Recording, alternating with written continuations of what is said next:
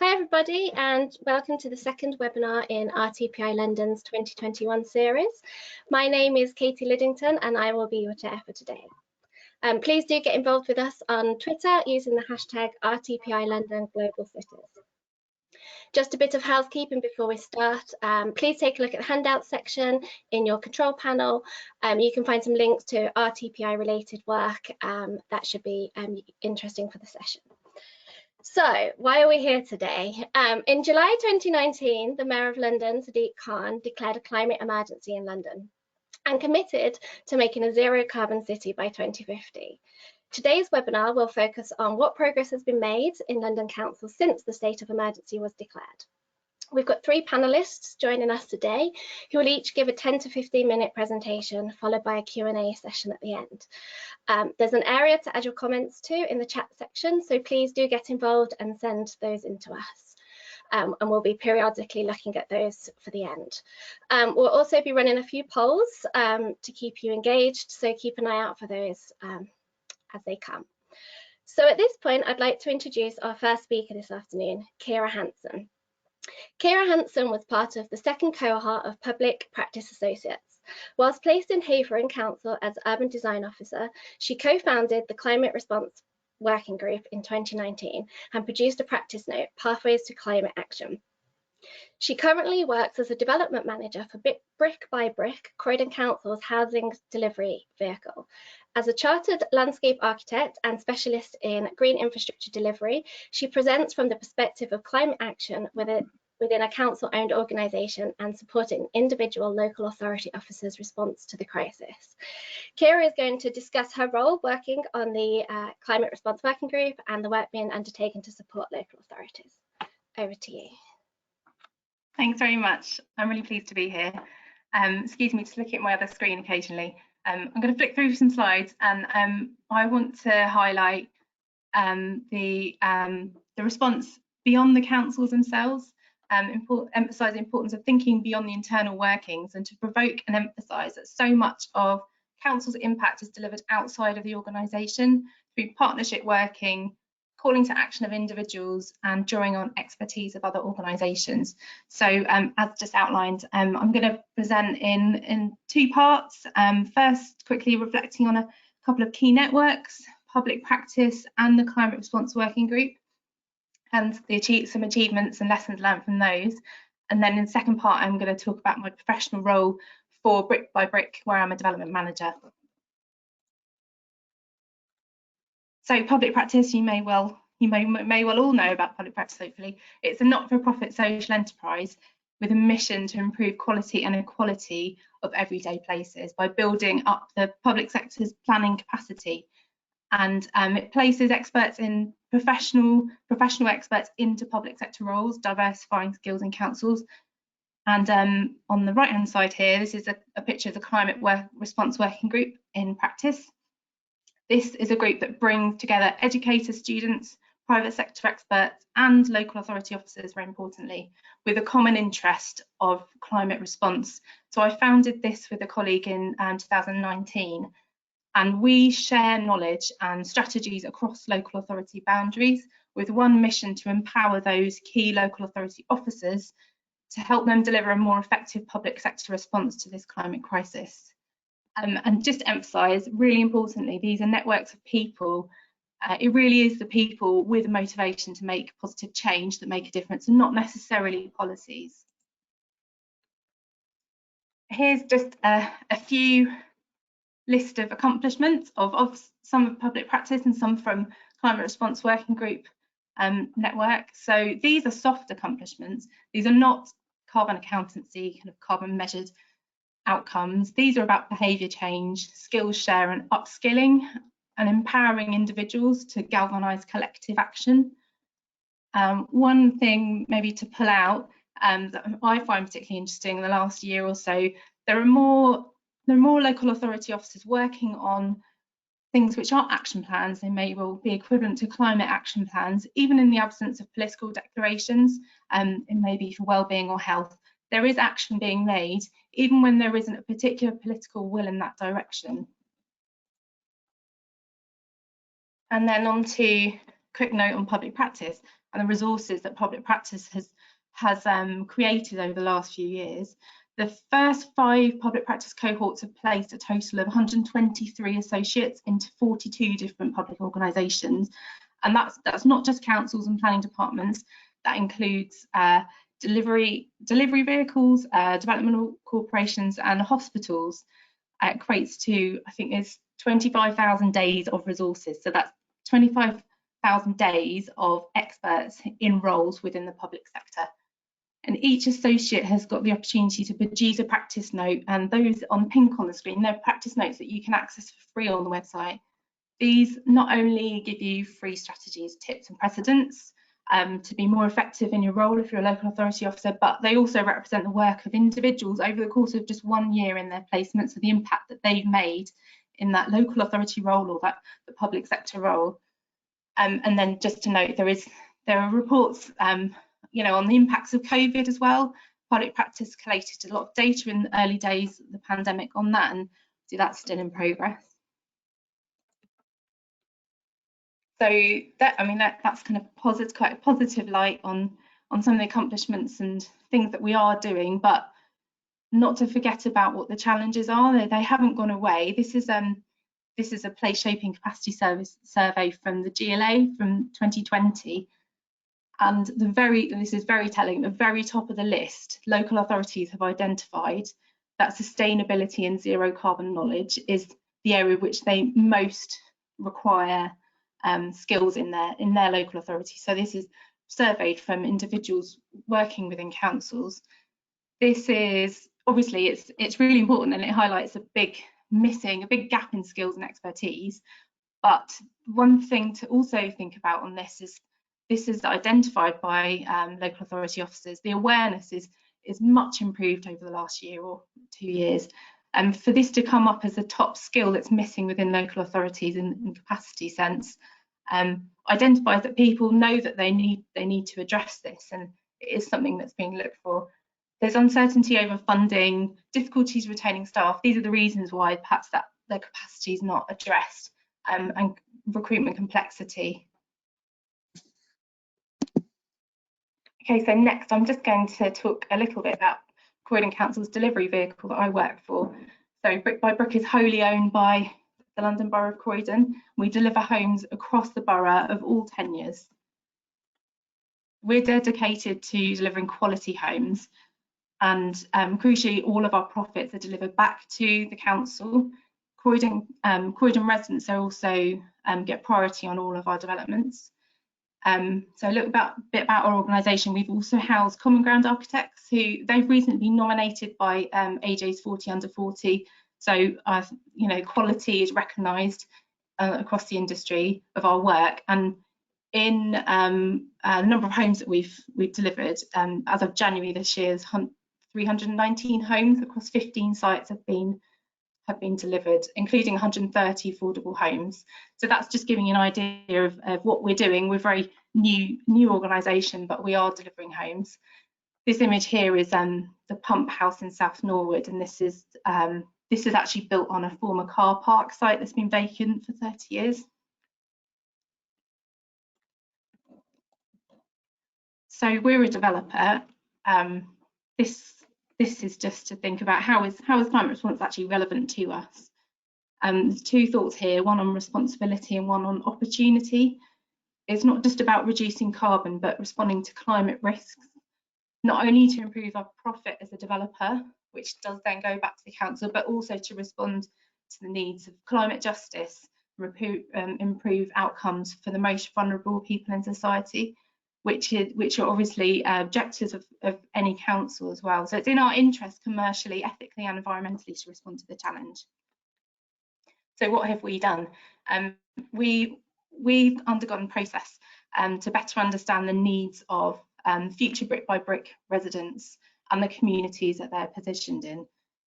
So starting off with a needs analysis, we did research regionally, locally and on a wider scale, and there's facts that come out of that which are quite interesting. Specific to Croydon, 22% of Croydon residents' ecological footprint is attributed to the consumption of food and drink. And from a zero waste perspective, Croydon sends much more municipal waste to landfill than the national average. So these are things that we can influence as a local developer. So what we've done is we've adopted a One Planet Living framework. So this is in partnership with Bioregional, learning from the BedZ Eco Village in Hackford in Sutton. So this comprises 10 simple principles, and underneath each one of these principles, there's detailed goals and guidance. This has been really useful to us because we can use this from concept, from site selection, from the very beginning stages, right up until post-occupancy. And we can use this to help improve on every project and identify opportunities that may otherwise be missed. It's also important to say that it's measurable. It's not measurable necessarily every item in carbon. It's measurable in individual units that are relative to that topic. Each project has an action plan, and then progress is checked at key project stages. And this is kind of a clip of the gap analysis when we're looking at projects that we've already gone through certain stages on. How well had we done? We did identify some things we're already doing well, but also identified a lot of opportunities to improve on. And any business undergoing this kind of aspiration to reduce your impact on the environment and improve climate response, look at what are the tools that we've got available to us, and there's a wide range of tools, obviously business-wide, and then specific ones that relate to us being a developer. So we can influence the construction stages and design stages, and the employers' requirements, the contractual documents that we have with our contractors. We look at all of those and improve those to respond better.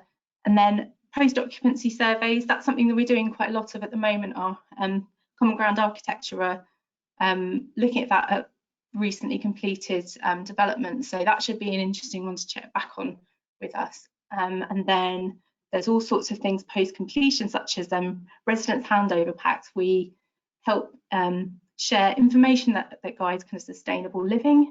And that obviously affects behaviour change and embeds residents into their communities more sustainably.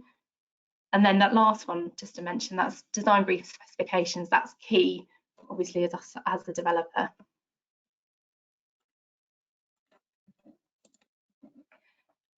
And just to mention, I'm nearly finished, but just to mention that, you know, we're obviously in progress. We've adopted this framework after the company had set up and started on projects. So it is an interesting challenge to actually look to achieve net zero carbon on projects that are already underway. But there are a number of steps that we identified that we can do to move us on our way to that target of net zero carbon. And these, not necessarily in this order, but there are lots of different actions that we've specifically taken as a developer. And I'll just flick through them.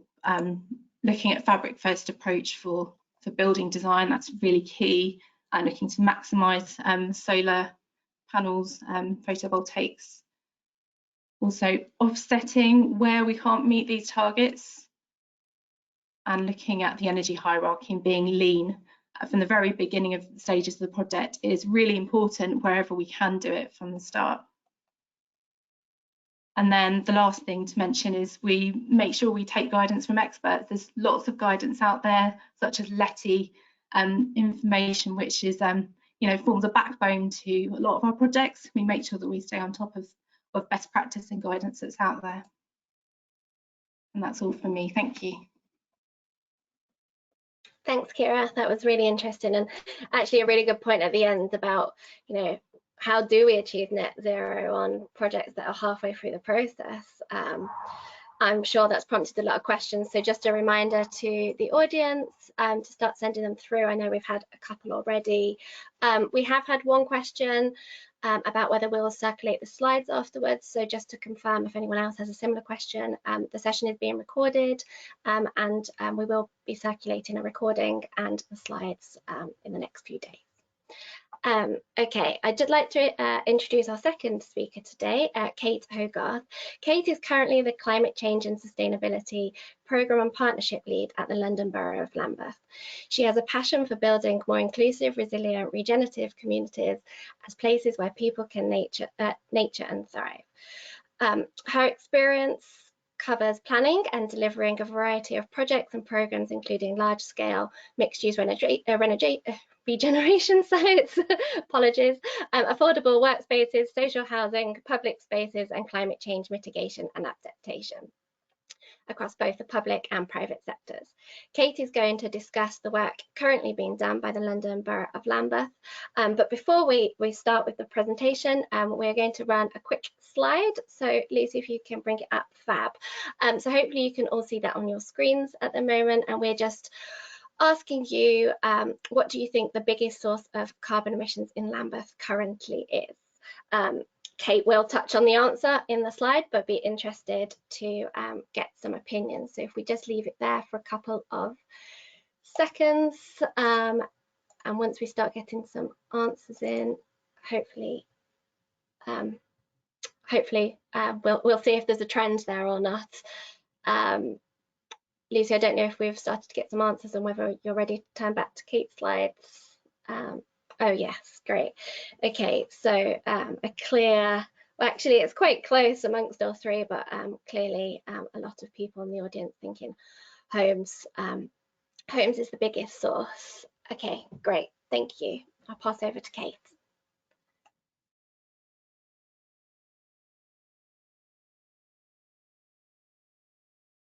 Sorry, Kate, I think you're on mute.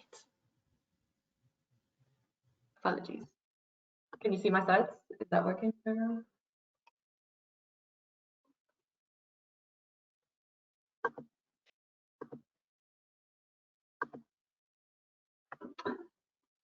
Can you hear me all right now?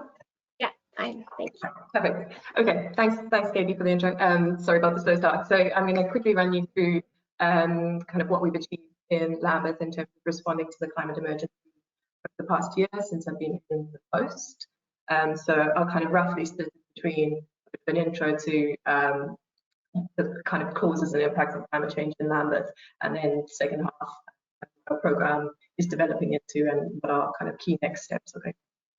So yeah, just to say that Lambeth was the first London council to declare a climate emergency in 2019, but obviously that needs to be backed up with kind of urgent action to make it meaningful. And as Kira has already pointed out, it's climate response is really about partnership and how we work together across boroughs, across regions, other scales as well.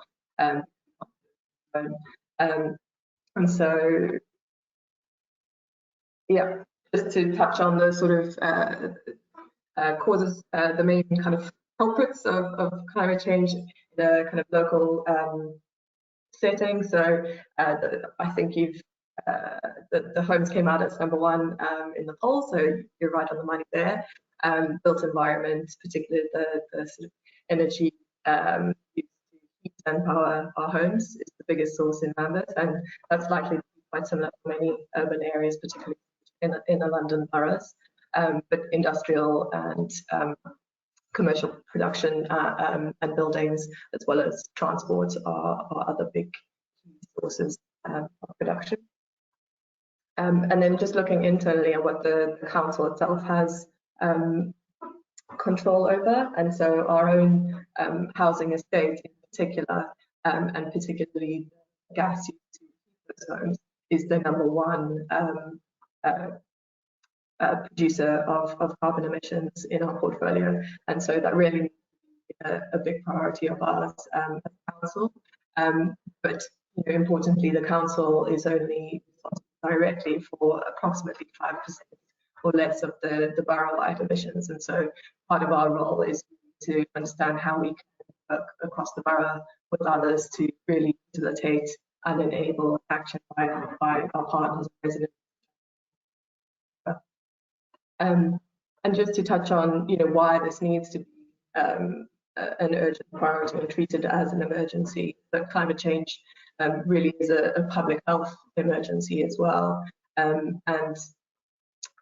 rising temperatures and heat waves, increased risk of flooding, and associated increased air pollution are all key impacts in dense urban areas. And these are things that we need to be building into our ways of designing, planning, delivering infrastructure right now. Otherwise, we're just going to be increasing those risks in the future. And yeah, something that's become clear through the sort of COVID crisis is that climate change, like COVID and other shocks, tends to impact the most vulnerable communities the most, or those sort of underlying inequalities. And so we need to pay particular attention to particularly vulnerable groups and those who need sort of extra support in order to both mitigate and adapt to the climate crisis. And this is an illustration of an amazing conversation we had with the Lambeth Youth Council in June last year. It was around the time of George Floyd's murder and the Black Lives Matter movement gaining a bit more traction. And there's really incredibly insightful and promising kind of leaders in our young community who are really drawing the links between social justice, climate justice. It's clear that these things are interlinked, and we need to think about ways that we address both of those crises at the same time, really build social equity into our climate action plan. And just to pick up on the opportunities there as well, so climate action, things like insulating homes, building active travel networks, green infrastructure planting, all of these things can bring multiple benefits. So particularly as a local authority, where we can align other programs, other budgets, other teams who are also working towards these same objectives, that's where we can really get powerful action happening. So, for example, insulating homes has carbon benefits, but it also has health benefits through reducing fuel poverty, when it's still warmer, creates many sort of green job opportunities. That's something we're looking into in Lambeth with London South Bank University and other partners, is exactly what those green jobs look like, what are the skills that are needed, and how do we get our residents those opportunities. So that climate action is a really positive thing for our residents, our local economy. So I'm going to quickly whisk you through how our climate change program is shaping up. And so it's all about decarbonisation really right now. It needs to be focused, but we shouldn't let that distract us from sort of our overall vision and aim, which is really just to continue creating a just, thriving, resilient place where people are thriving and able to sort of both fulfill their kind of personal potential, but also be able to weather the impacts of climate change that we know are coming. And so we've broken it down into sort of three kind of core aims. The first is to transform our own council operations in the state to be carbon neutral by 2030, and we have a corporate carbon reduction plan being developed to get us towards that target. That's a sort of early stage. We need to continue building evidence and a clear pathway to get to 2030. So that action plan will continue to be reviewed and updated every year to make sure that we're on track. And then externally, we need to agree and facilitate a borough-wide approach to get to net zero with residents, businesses, partners across the borough. And I'll tell you a little bit about our next steps there a bit later. And then thirdly, it's around really focusing on the adaptation to even if we are able to significantly reduce our carbon emissions, which we need to do, we know that some impacts of climate change will be with us in the coming decades, and so we need to make sure that our people and infrastructure and businesses are able to cope with those impacts. So adaptation and resilience is another core strand.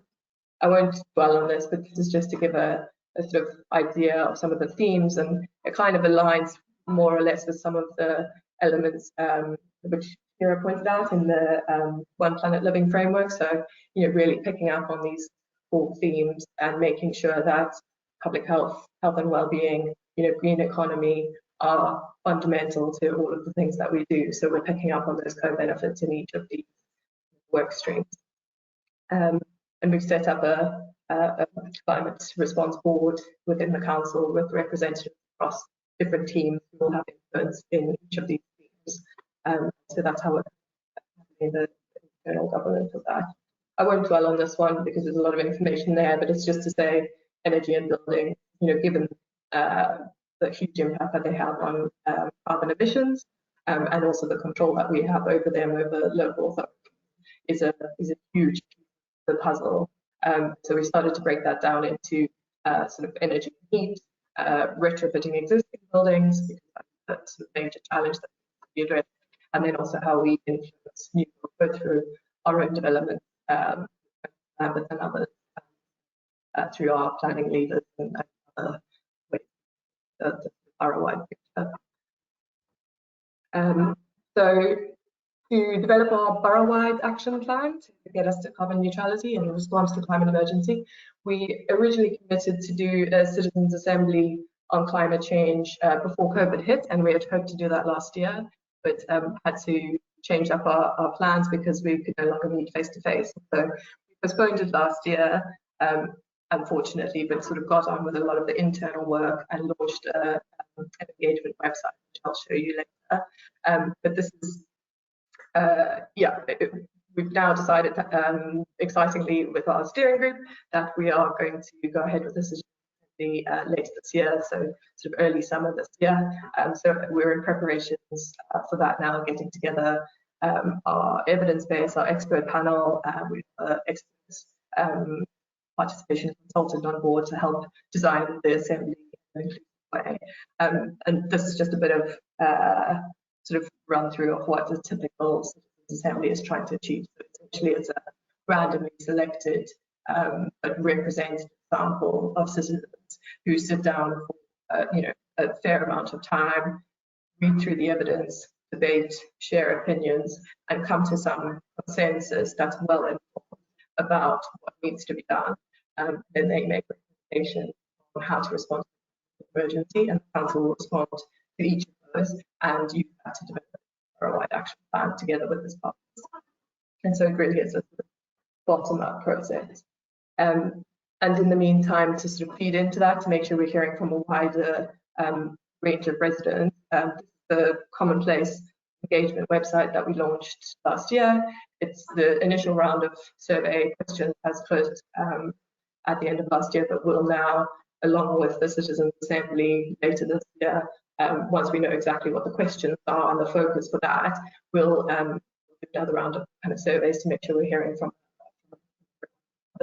And yeah, one really useful function of the Commonplace platform was the Lambeth Climate Action Map, which we created. So it has a great mapping function where people can think about, what's already happening in their neighbourhood, what could happen in the neighbourhood, and start to get quite, both excited about all the amazing things that are happening already that we can build on, but also thinking about, okay, what does climate action look like at a local scale? Like, what's possible in my neighbourhood, in my park, with my neighbours, and surrounding organisations. And so, yeah, our key focus for the next 12 months is really these three core pillars around building awareness, engagement, continuing to make sure that the Citizens Assembly and our other ways of engaging residents, business partners is really reaching as many people as we possibly can. And then data and impact measurement is just going to be an ongoing focus of the programme, because we're going to have to continuously get better at understanding both where our emissions are coming from in more detail, thinking about consumption, scope 3 emissions and those beyond our sort of direct control, but also tracking our progress. We won't know, if we're being successful unless we are able to track that together with partners. And then, yeah, I think collaborating and embedding, so both within the council and the way that we think about how we support a green recovery and also local economic recovery plan, making sure that that's as green as possible, and that really builds in the sort of net zero commitment right now, because now is the opportunity for some quite fundamental changes. That's all I've got. Thanks, Kate.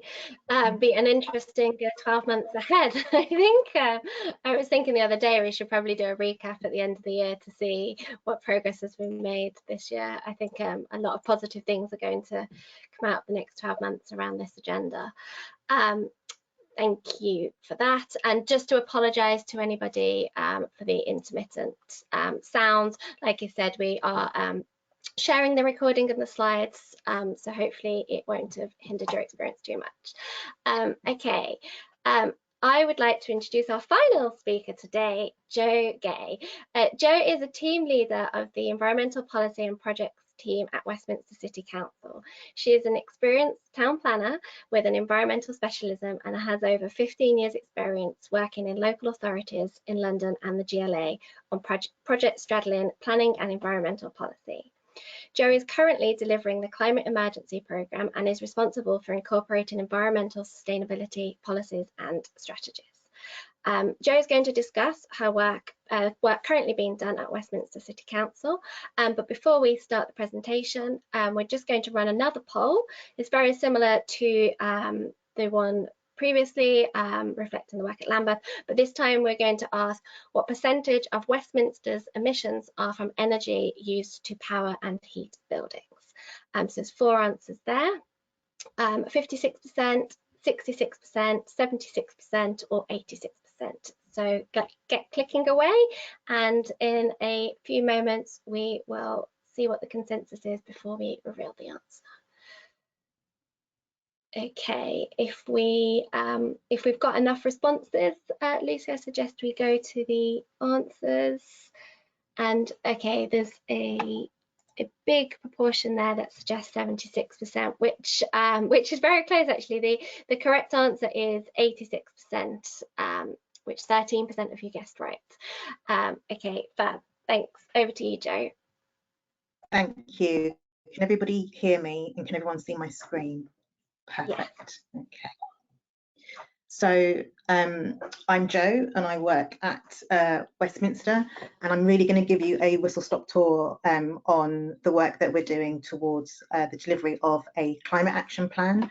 I'm really pleased and heartened to hear that the challenges and obstacles that are being faced by other boroughs, as highlighted by Kate and Kira, are similar to what we're going through. So I will speed through this because a lot of the work that we're doing as individual boroughs is very similar. So I suppose we start from our declaration of a climate emergency.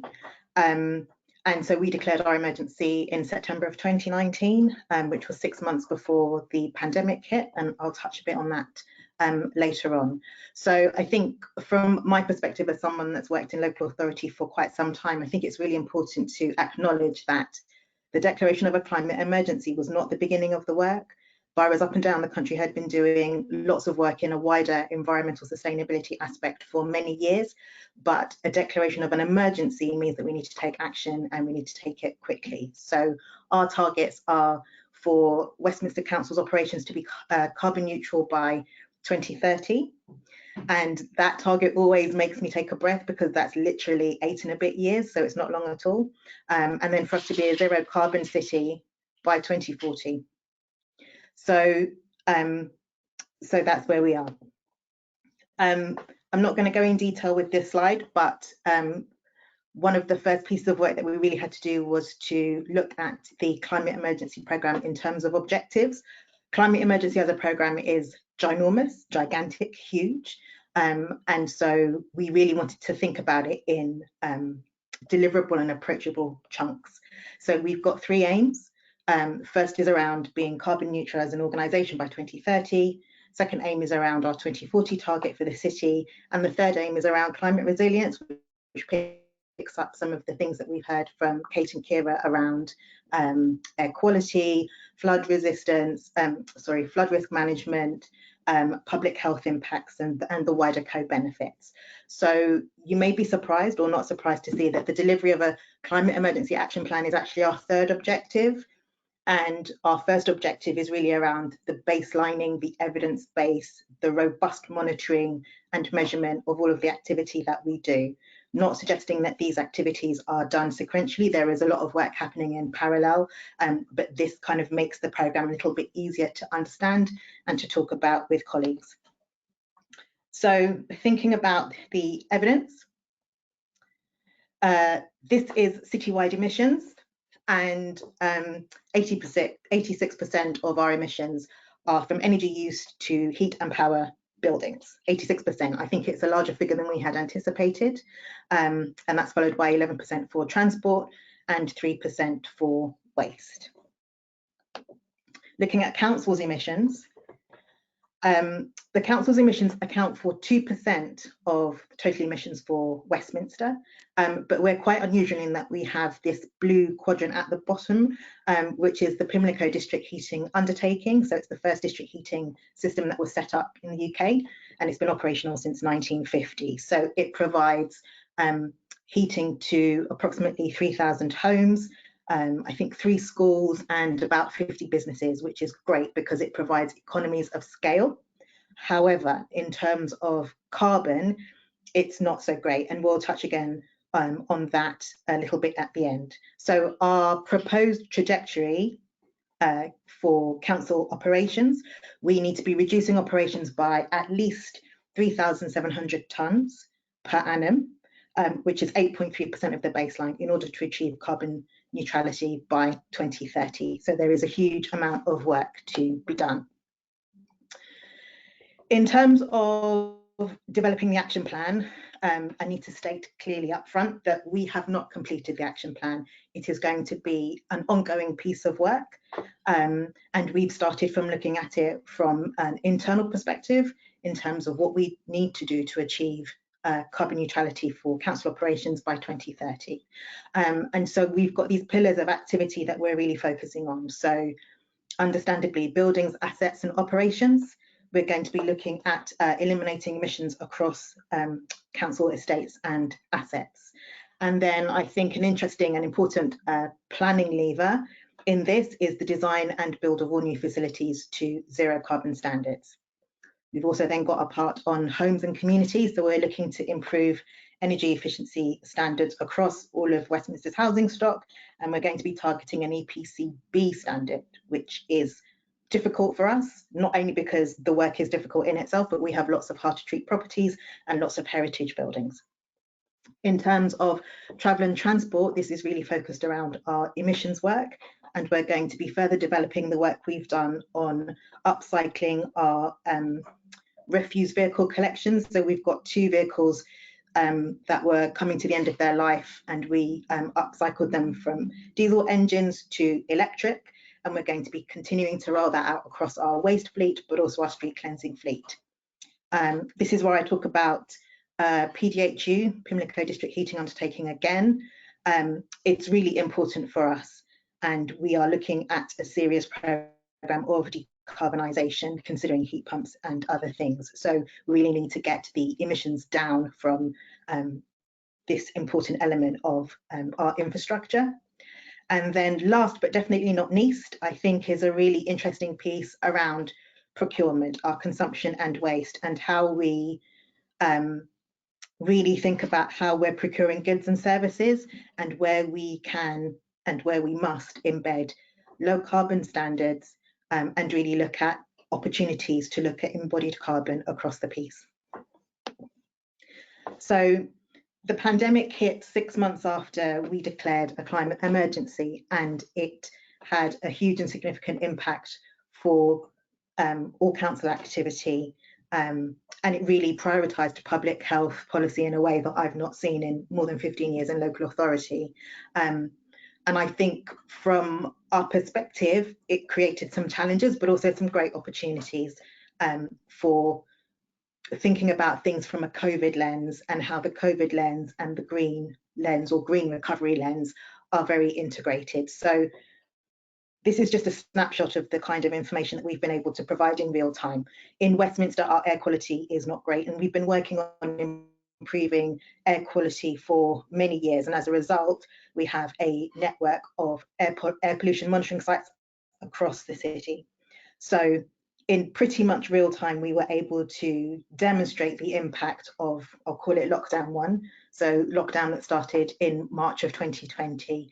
And here we can see that in the centre of Westminster, the nitrogen dioxide levels reduced by between 44 and 54% based on a similar period in 2019. So the impacts are quite significant, and this is data that's been really helpful for our public health and colleagues in parking and transport in order to help them with immediate and short-term interventions. So we had a movement strategy where we reduced, where we extended footway capacity and reduced vehicle movements.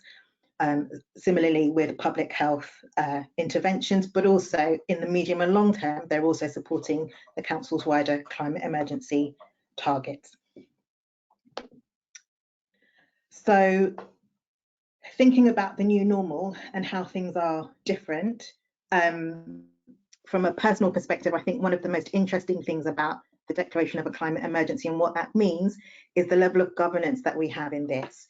We know that Westminster can't do this by itself, and so there is an equal opportunity for us to show leadership and demonstrate what we can do within our own council operations, but we also need to work with, collaborate and facilitate our wider stakeholder groups in order to help us help them and vice versa. We don't have all of the expertise in-house, and we definitely don't have all of the answers in-house. So this slide was really to represent the new normal in terms of governance for the climate emergency. And these connected squares really demonstrate how we have brought together the whole council, all departments and officers at a range of different levels have been brought together. So the Climate Action Group is led by the Chief Executive and the Leader of the Council. Climate Emergency Programme is a priority for the Leader of the Council, and that group have oversight and provide steer over the activity that we do. We've set up a Climate Emergency Delivery Board, and this is where we really get departments to come together to talk about the BAU activities that they're doing and how they're supporting climate emergency targets, but also where there's an opportunity to share learning and advice and really develop opportunities to change the way that things are done in order to support the reduction of emissions, and also really to pick up those climate co-benefit elements.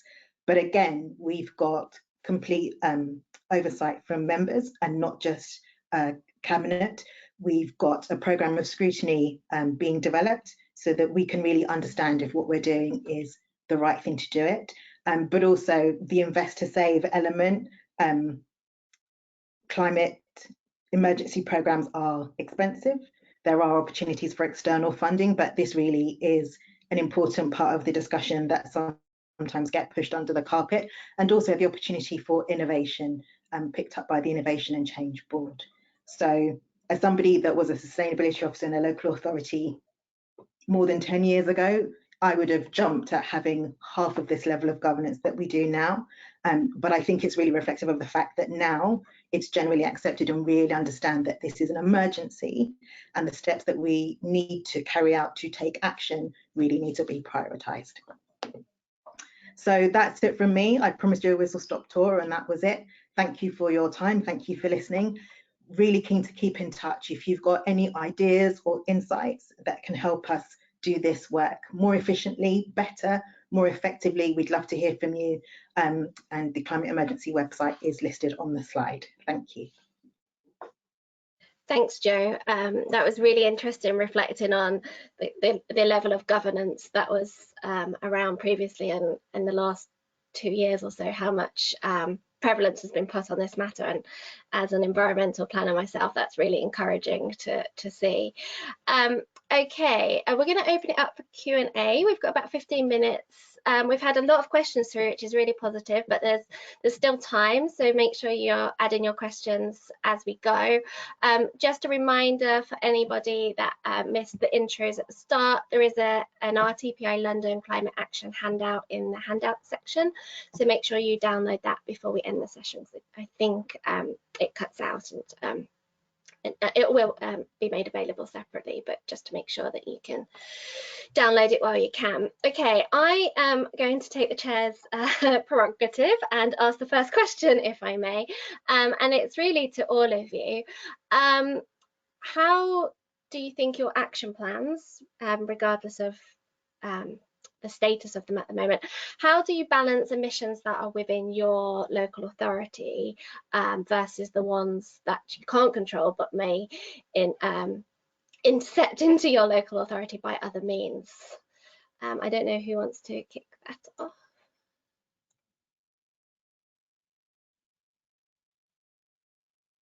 Joe, should we go with you?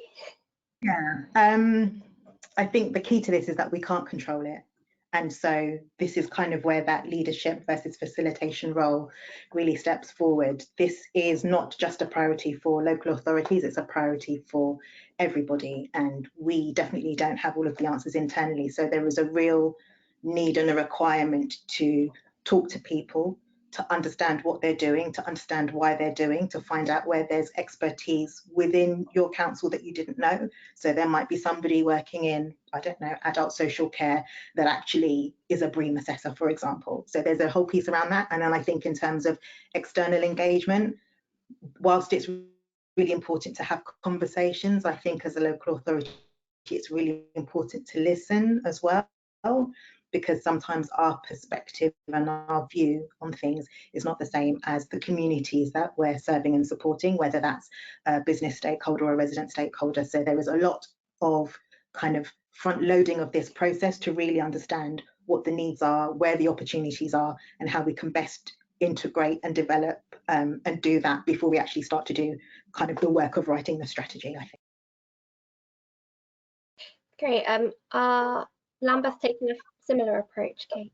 Yeah, I mean, pretty much the council's own direct emissions is just a given. You know, we have control over that, so that's our first step. We've got a corporate carbon reduction plan to get us there, and we'll continue to work on that.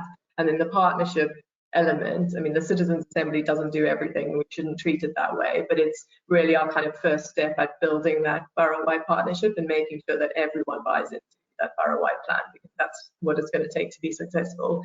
And so to facilitate that, being quite independent and robust and making sure everyone's happy with that, we've set up a steering group to help design and run and communicate the assembly together with us. So that includes big health institutions, the borough, universities, private developers, just quite a broad range, and community groups, things like that are all represented on that panel, so that everyone's happy with the design of the assembly, everyone can back it, and then when the recommendations come out, there's clear support for that, and all of our partners can help both identify who's responsible for which actions, how we take it forward and deliver it, and make sure that it's sort of using all of our networks to communicate, promote it, make sure it's reaching the widest possible audience, because we're obviously limited in terms of our resources as a council, so it works for everyone to work in partnership.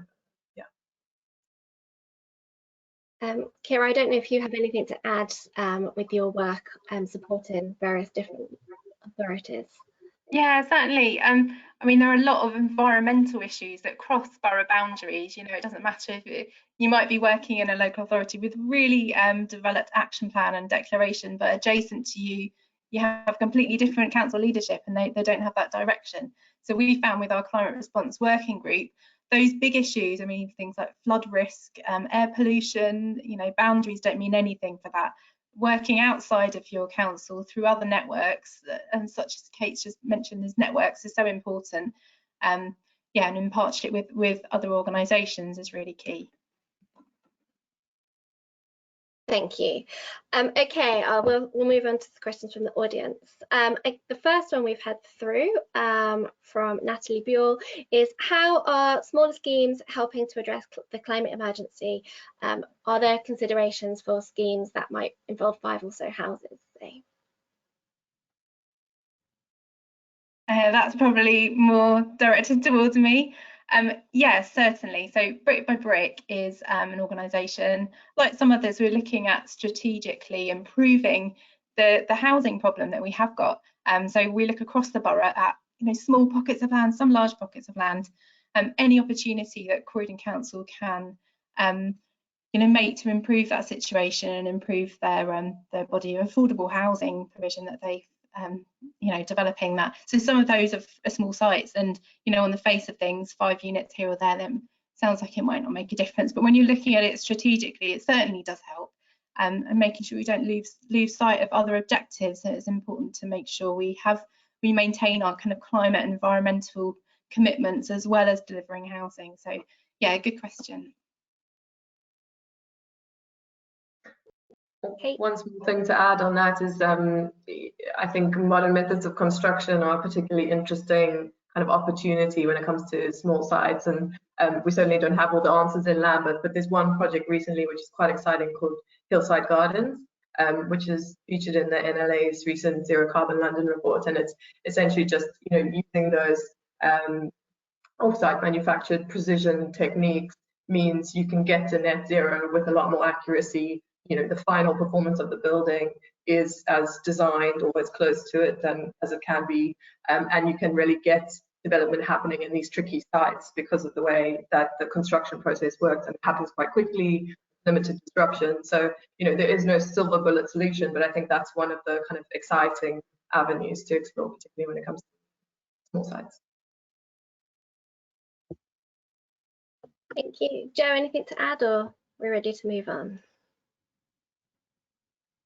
Okay, I will just move on to the next question that has come in from Pranav Kumar, who has asked, in what ways does the planning white paper influence or impact the climate change and environmental protection and conservation initiatives for the councils that you're working in? Any views would be appreciated.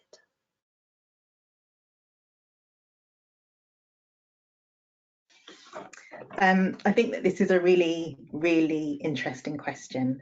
I think that kind of planning policy and the environmental elements of planning policy sit within the wider environment policy element, and kind of climate emergency kind of wraps around it all.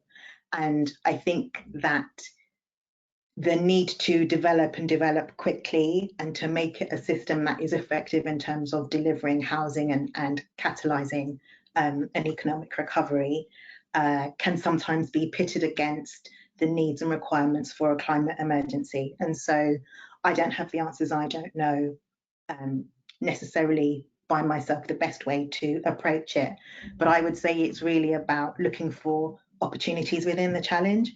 It's really about understanding, based on your evidence base that you have or developing for your borough, where your needs are, where you really need to be focusing priority, and therefore how you can best address the needs that you have on the climate emergency side within the parameters that are developing on the planning side. And at the moment, it feels like it's a moving feast. So permitted development rights are changing, use class order is changing, we potentially are moving to zoning, perceptions of the importance of the environmental elements of the planning process, they're changing. And I think it's hard to really be able to come up with a hard and fast yes or no, well, this is great, well, this is bad.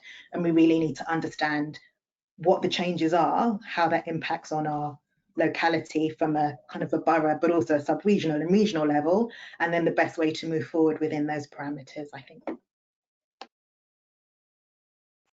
Yeah, and I'd say, I guess, working collaboratively with the housing teams and the environment teams to make sure that objectives are aligned and that things can still get delivered in the best possible way. Are there any other points that wanted to be added for that question? If not, we'll move on. No, okay, cool. The next question I think is probably, it's open to everyone, but probably more focused on Kira. And I know that it was something that I thought when you were talking as well about retrofitting existing homes, how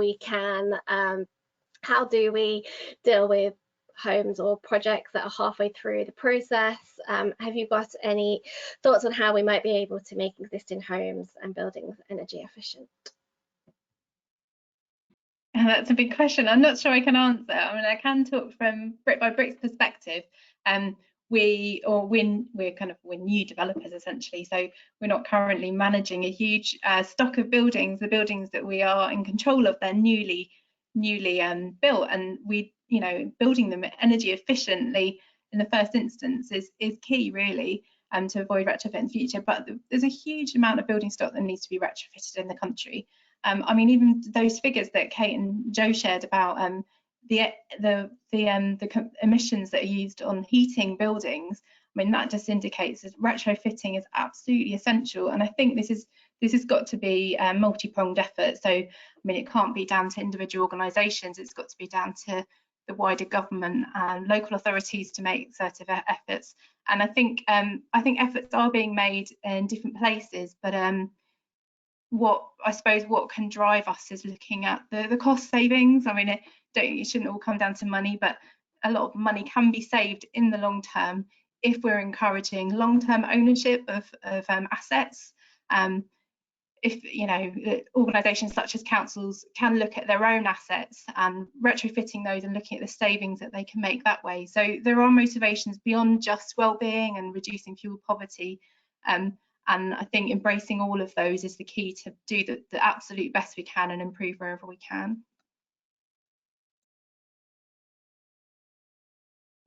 Thanks, Kira. I'm just going to try and get through some of the shorter questions, just given the time. Kim Harding has asked how do you plan on monitoring progress over the years? And so I guess, Joe, Kate, any thoughts on this? It's a really good question, and one we're still trying to answer. So, when dealing with such a complex challenge and such an urgent challenge, you want to get your evidence base and your targets all perfect, but there isn't time to do that. And so in a way, we're having to sort of hit the ground running, deliver projects, monitor progress as we go, but at the same time have our kind of longer term trajectory and strategy in mind and just keep iterating that. But so it's going to be an ongoing process. I don't know exactly how yet, but that is a core question. And so we're working across kind of council departments at the minute. Even that is a challenge, never mind when you start looking outside, to your kind of supply chains and to other businesses and organizations in the borough. But we're sort of getting there. Well, I think that will be a key part of our borough-wide action plan once it is developed, is to agree, a shared set of targets, metrics, how we regularly come together to monitor our progress and share data to facilitate that, because it's not just about what the council does, but obviously we have access to data that would to others and vice versa. So yeah, that's a brilliant question. I don't know, but we will get there. If I can just jump in quickly on that, I think there's a request that I would make is that if you are an organisation or a group that has data, please share it with us. If you're an organisation or a group that is currently doing monitoring and anything that is vaguely related to carbon or climate co-benefits or resilience, please share that data with us, because the more data we have, the better we will be able to be at our monitoring and continued monitoring. Final point to say, sorry to interrupt you. No, I was just going to say that point, I think that Kira made earlier about, linking up with other boroughs and with the GLA and, other scales of organizations is also really critical, because we don't want to come up with localized targets that have nothing to do with what everyone else is doing, because that's just going to create more confusion. So yeah, just really connecting the dots at every scale as much as possible. That actually links quite nicely onto our next question. Which is where do you get the data from? Is there a single repository? I'm guessing if you're making a plea for people to share data with you, that it might be very early doors, but is there a plan to share the data in the future or have it in a place that can be accessed by those living in London?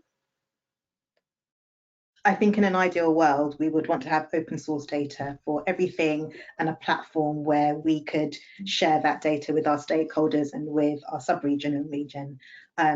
But cleaning data and getting everyone to utilize data in a kind of standardized metric and all of the other things associated with that is a huge task. And I don't know. In an ideal world, yes, that's definitely what we're working towards, but we don't have it right now.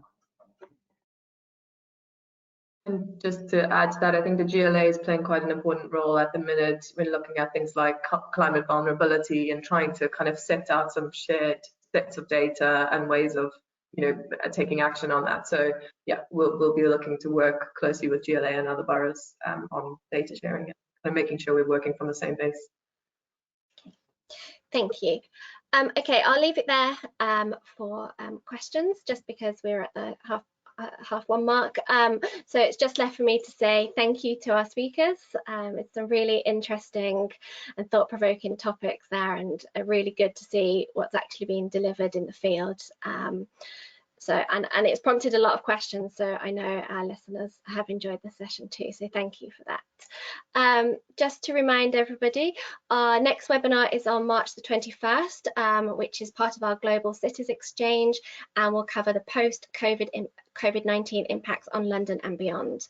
We're planning to revisit the speakers from last year when the pandemic hit in March and April, so we're hoping to hear from Auckland, Melbourne and San Francisco.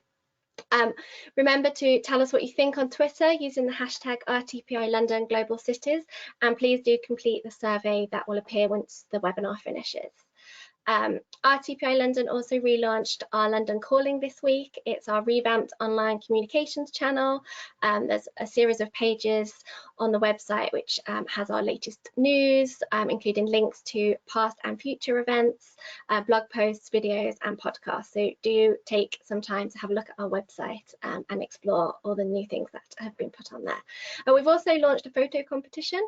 Again, it's on our London Calling page on our website, so please do take a look. And make sure you've subscribed to our YouTube channel, youtube.com/the RTPI. So if you're notified of any RTPI videos, you'll get to hear about them as soon as they're released. A recording of this session is going to be going up soon, and if you're watching the recording, please leave us a comment down below, or send us your thoughts and give the video a like. Thank you, everybody. Thanks again to all of the speakers for a really great session. Thanks, bye. Bye.